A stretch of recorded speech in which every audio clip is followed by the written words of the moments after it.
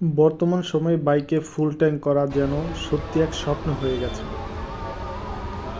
ঢাকার বিভিন্ন ফুয়েল পাম্পে ঘন্টার পর ঘন্টা দাঁড়িয়ে থেকেও অনেকেই তেল পাচ্ছে না।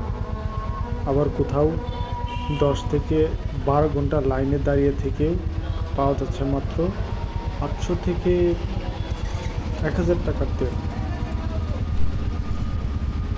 আমার এই ভিডিওটি করা ঈদের আগের সময়, তখনও আমাকে প্রায় 2 ঘন্টা লাইন দাঁড়িয়ে থাকতে হয়েছিল। যদিও বা তখন আমি ফুল ট্যাঙ্কি পেয়েছিলাম।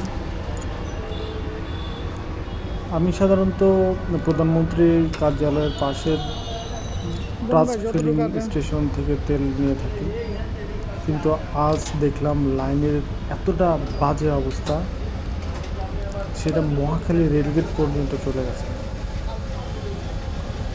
এখন তেল নিতে যেতে মানসিক এবং শারীরিক দুই ধরনের প্রস্তুতি নিয়ে বের হতে হবে।